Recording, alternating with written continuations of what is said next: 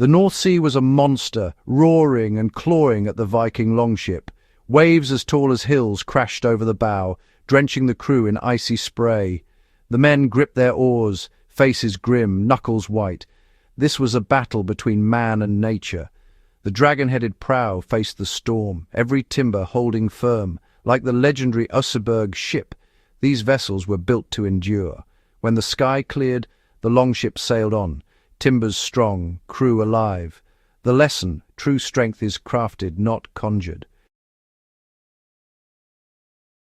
Wood is not just a dead material. It breathes, moves, and changes with the seasons. Moisture is both its lifeblood and its greatest enemy. Ancient builders saw wood as a living partner, not just a resource. Damp wood invites rot and insects. Dry wood endures. Every step from felling to final construction was about keeping wood dry. Building with green wood meant disaster, warping, cracking, and failure. Medieval craftsmen controlled the drying process, taming the wild nature of timber. They relied on eyes, hands, and generations of wisdom, not machines. They could read a timber's story and predict its behavior. This intimate connection allowed them to create structures of astonishing longevity. They collaborated with wood, respecting its nature. The result: buildings and ships that lasted centuries. Their craft was a constant battle against moisture and time. They knew that patience and understanding were key.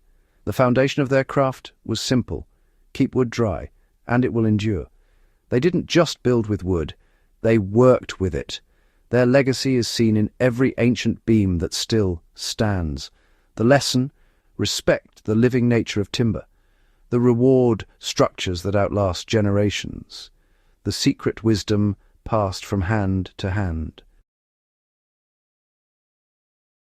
Choosing the right tree was a sacred art. Master builders searched forests for tall, straight, strong trees, ones that had struggled and grown dense. Timing was crucial. Trees were felled in deep winter, when sap retreated and wood was drier. This natural dryness made the timber less prone to rot and insect attack. Immediately, builders stripped away the bark and sapwood, the weakest, most perishable part. What remained was heartwood, dense, dark, and naturally resistant to decay. Heartwood was split into planks or left to season, stacked to allow air to circulate, but protected from rain and sun. This slow drying process, sometimes lasting years, stabilized the wood and prevented warping. Patience was essential. Rushing meant disaster. The result: timber ready to withstand centuries. Every step, from forest to frame, was deliberate. The builder's understanding of nature's rhythms was their greatest tool. Good things could not be rushed. The reward: wood that stood the test of time. The lesson: respect for the tree, the season, and the craft. The legacy: enduring strength. Once seasoned, wood needed protection. Ancient craftsmen became alchemists. Pine tar, made by heating resin-rich pine roots, was a Viking miracle: waterproof, rot-resistant, and shipworm-proof. It gave longships their dark, fearsome look, but its purpose was survival.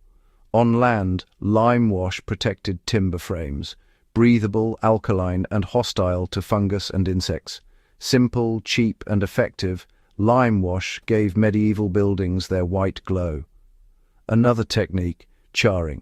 Burning the wood's surface created a hard, water- and insect-resistant layer. Charred wood was used for fence posts and building bases, especially where contact with damp ground was unavoidable. These treatments were practical magic, natural chemistry for longevity. Each method was a response to the threats of water, rot, and pests. The builder's ingenuity turned simple materials into lasting defenses. Their knowledge was their shield. The lesson: protect wood, and it will protect you. The result: structures that defied the elements. Medieval builders' genius lay in design as much as treatment. They built structures that could breathe. Vast open spaces like Westminster Hall allowed air to circulate, keeping timbers dry. Elevation was keystone foundations lifted wood off damp ground, preventing rot. This simple choice is why so many timber buildings survive. Metal nails were avoided, iron rusts and cracks wood. Instead, wooden joinery, mortise and tenon, dovetails and pegs, created strong, flexible bonds.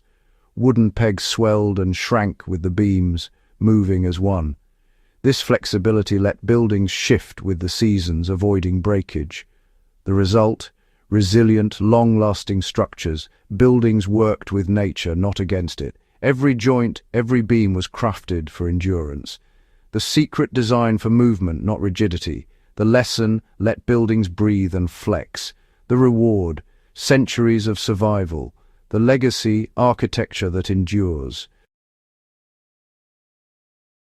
Ancient knowledge lives on in modern bushcraft and survival. Today's wilderness experts use the same principles. Choose dry, seasoned wood, avoid green timber. Pine resin is still used as glue and sealant. Charring hardens tooltips and protects wood.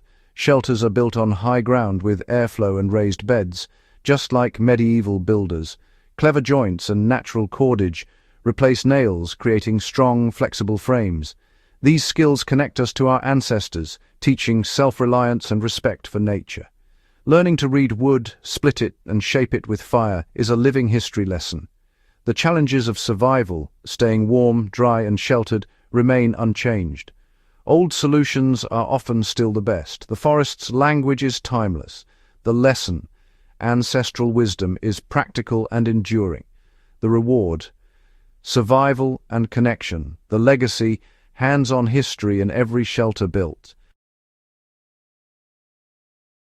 The world has changed, but the secrets of woodcraft remain vital. The Oseberg ship and ancient cathedrals are libraries of knowledge built to last. Their durability comes from understanding, not just force. These structures rebuke our throwaway culture. They were made for generations. Builders invested time, care, and deep respect for nature. Their wisdom is a guide for anyone who loves the outdoors. Learning to build, carve, and shelter with wood connects us to our ancestors. These skills empower us beyond modern technology. The story of Viking and medieval woodcraft is about respect for material, seasons, and the future. It's about building for our children and theirs. This legacy, carved in oak and pine, is a lesson in sustainability and craftsmanship. It's more relevant now than ever. The secret is worth remembering. The lesson: build to endure. The reward: a legacy that stands the test of time.